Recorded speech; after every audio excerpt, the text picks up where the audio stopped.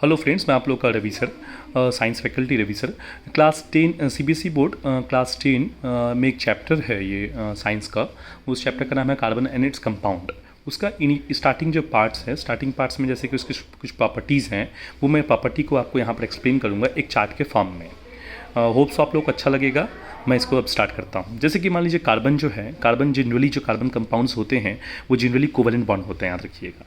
जब भी covalent bond होते हैं और जब कार्बन कंपाउंड सिर्फ कोवलेंट कंपाउंड्स बनाते हैं, जब कोवलेंट कंपाउंड जब भी फॉर्म करते हैं तो इनके बीच में जो फोर्स ऑफ अट्रैक्शंस होता है, कार्बन कार्बन के बीच में जो फोर्स ऑफ अट्रैक्शंस होता है, याद रखिएगा, वो हमेशा वीक होता है। क्या होता है? हमेशा वीक होता है। मैंने एरो नीचे की तरफ दिया है, मतलब वीक होता है फोर्स ऑफ अट्रैक्शंस। अगर कोई पूछे आपसे कार्बन कंपाउंड्स में फोर्स ऑफ अट्रैक्शंस वीक क्यों होता है, तो आप बोलिएगा क्योंकि उसके बीच में जो बॉन्ड बनता है वो कोवलेंट बॉन्ड बनता है। और कोवलेंट बॉन्ड का हमेशा स्ट्रेंथ जो होता है वो हमेशा कम होता है, वीक होता है कंपेयर टू आयनिक कंपाउंड। इसका मतलब आपको इतना भी समझ में आ चुका है कि कोवलेंट कंपाउंड की मेल्टिंग पॉइंट और बॉइलिंग पॉइंट क्या होगी? लो होगी कंपेयर टू आयनिक कंपाउंड। तो मैं कह सकता हूं सर, इसकी मेल्टिंग पॉइंट और बॉइलिंग पॉइंट दोनों ही क्या होगी? लो होगी कार्बन कंपाउंड्स की। क्यों? क्योंकि इनके फोर्स ऑफ अट्रैक्शंस वीक होते हैं, और इनके फोर्स ऑफ अट्रैक्शंस वीक होते हैं क्योंकि इनके ये कोवलेंट बॉन्ड का नेचर फॉर्मेशन शो करते हैं। मतलब कोवलेंट बॉन्ड कब कोई कार्बन बनाता है, कोई एलिमेंट्स कोवलेंट बॉन्ड तब बनाते हैं जब उनकी वैलेंसी 4 होती है, याद रखिएगा। 1, 2, 3 जिसकी वैलेंसी होती है वो आयनिक कंपाउंड बनाते हैं। जिनकी वैलेंसी हमारी 5, 6, 7 होती है वो कोवलेंट और एज वेल एज आयनिक भी बनाते हैं। मैं बहुत पहले ये सब प्रीवियस क्लासेस में मेंशन कर चुका हूँ मैं अपने वीडियोज़ में, ठीक है। तो ये आपको समझ आ गया कि कार्बन की वैलेंसी कितनी होती है? 4 होती है। तो यहाँ पर मैं एक चीज़ लिख देता हूँ, वह है वैलेंसी। तो इसकी जो वैलेंसी होती है वो क्या होती है? 4 होती है। अब मैंने यहाँ पे +4 लिख सकता हूँ या -4 दोनों लिख सकता हूँ। तो ये दोनों फॉर्म में असल में कार्बन को एग्जिस्ट होना एक इम्पॉसिबल टाइप की बात है, क्योंकि कार्बन की एटॉमिक नंबर कितनी? 6 होती है। 6 होती है मतलब 2,4। तो 2, जब 4 होता है तो वो 4 लेना और 4 देना, ये दोनों ही नेक्स्ट टू थोड़ा सा इम्पॉसिबल टाइप का है। क्योंकि सोचिए, वो अगर अपना मतलब अगर वो 4 दे दे तो वो डुप्लेट में हो जाएगा, और 4 ले ले तो ऑक्टेट में हो जाएगा। तो वो क्या करता है, ना कंप्लीट लेगा और ना कंप्लीट देगा। तो कंप्लीट लेगा और कंप्लीट देगा, ये दोनों केस नहीं होगा। तो ये क्या करेगा, ये यहाँ पर म्यूचुअल शेयरिंग करेगा, मतलब 4 देगा और 4 लेगा भी, ऐसा म्यूचुअली कुछ शेयरिंग करेगा। कंप्लीट ट्रांसफर नहीं होगा और कंप्लीट लेता भी नहीं है, ये म्यूचुअल शेयरिंग करता है। मतलब कंप्लीट इलेक्ट्रॉन का डोनेशन भी नहीं होता और कंप्लीट इलेक्ट्रॉन का एक्सेप्टेशंस भी नहीं होता।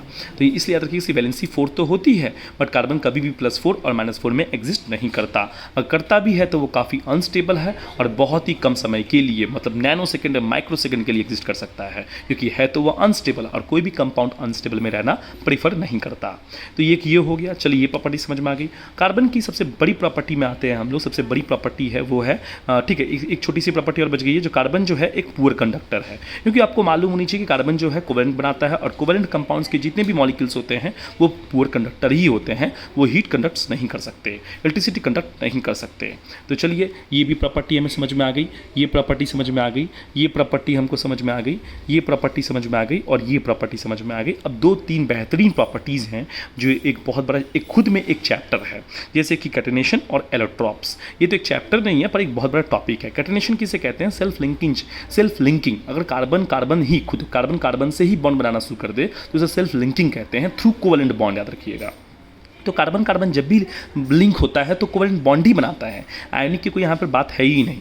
तो कार्बन से लिंक करके कोवलेंट बॉन्ड बनाता है, और जब कोवलेंट बनाता है और उस टाइप की जब लिंकिंग को वो बहुत दूर तक लेके जाता है, वो लिंकिंग कैसे हो सकती है? एक लॉन्ग स्ट्रेट चेन हो सकती है, एक ब्रांच चेन हो सकती है, एक रिंग चेन हो सकती है। तो कार्बन जो है हमेशा एक लॉन्ग स्ट्रेट चेन फॉर्म कर सकता है, ब्रांचिंग कर सकता है और रिंग चेन कर सकता है, ठीक है। यहाँ पर चेन नहीं कहूँ, आप बोलिएगा लॉन्ग स्ट्रेट, ब्रांच कहिएगा और रिंग कहिएगा। रिंग चेन कह सकते हैं आप, ब्रांच चेन कह सकते हैं आप, लॉन्ग स्ट्रेट चेन कह सकते हैं, इसमें कोई दिक्कत नहीं है।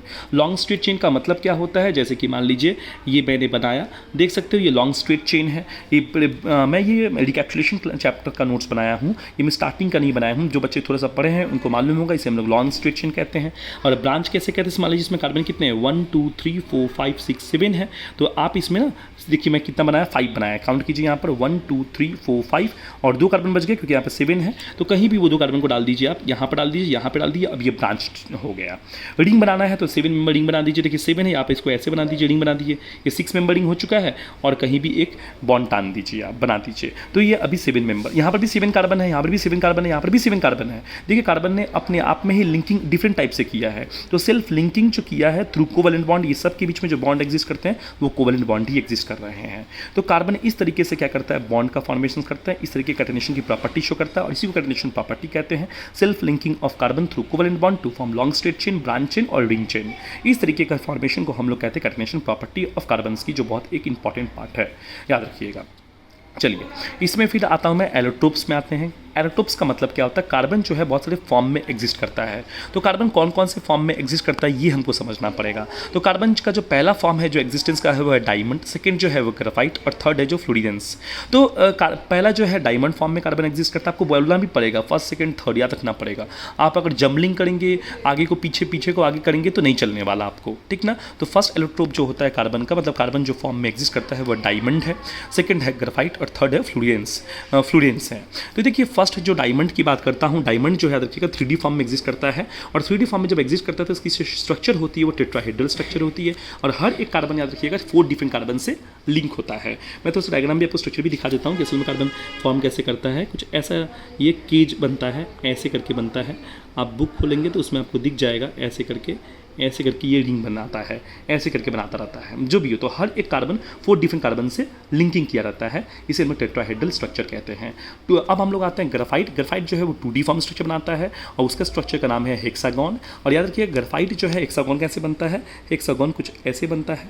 चलिए मैं इसको इधर बना के दिखाता हूँ आपको। हेक्सागोन जो है बेंजीन जैसे बनती है ना, ठीक वैसे ही ऐसे, ये है हेक्सागोन हमारा, ठीक है, ये है हेक्सागोन। ऐसे ही हेक्सागोन के बहुत सारे रिंग बनते रहते हैं हमारे कार्बन कंपाउंड्स में से, बहुत सारे बनते हैं, और इन सब के बीच में जो फोर्स ऑफ अट्रैक्शन होता है वो बहुत वीक फोर्स ऑफ अट्रैक्शन होता है। ऐसे ही आप बहुत सारा केज बनाते जाइए, रिंग बनाते जाइए। ये सब कुछ ग्राफाइट्स के स्ट्रक्चर्स हैं। हेक्सागोन है, देख सकते हैं यहाँ पे 6 कार्बन है, 1 2 3 4 5 6 हेक्सागोन है, याद रखिएगा। और इनके बीच में जो फोर्स ऑफ अट्रैक्शन होता है वो बहुत वीक फोर्स ऑफ अट्रैक्शन होता है, उसे हम लोग कहते हैं van der Waals force of attraction होते हैं। याद रखिए कार्बन कंपाउंड्स में हमेशा van der Waals force of attraction ही एग्जिस्ट करता है।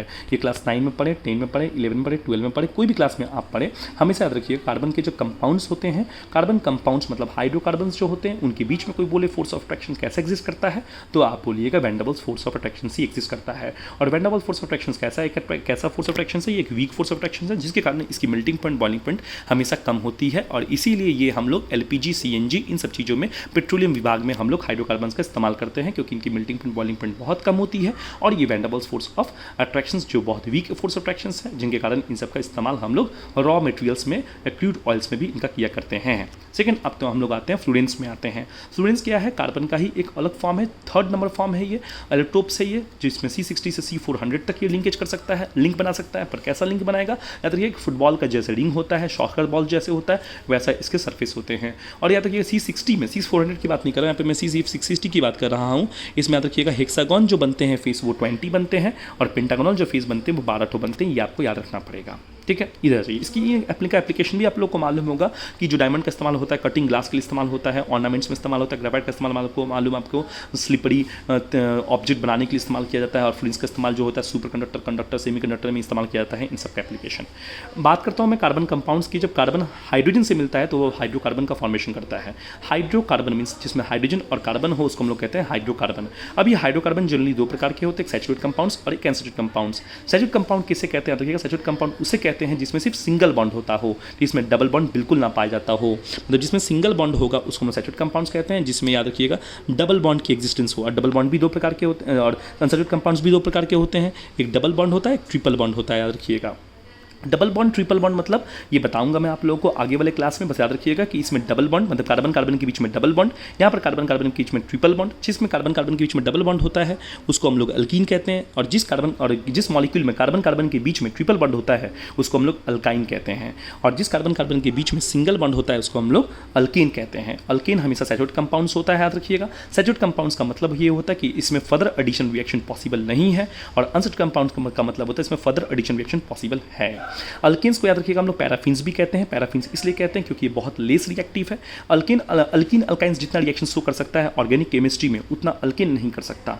इसलिए याद रखिएगा अनसैचुरेटेड कंपाउंड हमेशा मोर रिएक्टिव होता है कंपेयर टू अल्केन से। अल्केन हमेशा लेस रिएक्टिव होता है। अनसैचुरेटेड कंपाउंड हमेशा याद रखिएगा अल्काइन हमेशा देखिए मोर रिएक्टिव होता है क्योंकि इनमें डबल बॉन्ड और ट्रिपल बॉन्ड पाए जाते हैं। अल्कीन का जो जनरल फार्मूला होता है, अल्केन का जनरल फार्मूला जो होता है, अल्कीन का जनरल फार्मूला होता है वो मैंने यहाँ पे लिखा है CnH2n+2 CnH2n CnH2n-2। ये n मतलब होता है नंबर ऑफ कार्बन एटम्स। मैं नेक्स्ट क्लास में कमिंग क्लास जब मैं वीडियो अपलोड करूंगा तो इन सब की प्रॉपर्टी भी मैं एक्सप्लेन करूंगा, या आपको मेरी वीडियोस लेक्चर मिल जाएगा जो मैं IUPAC का वीडियो लेक्चर अपलोड किया हूँ यूट्यूब में, उसमें आप जाइएगा आपको मिल जाएगा।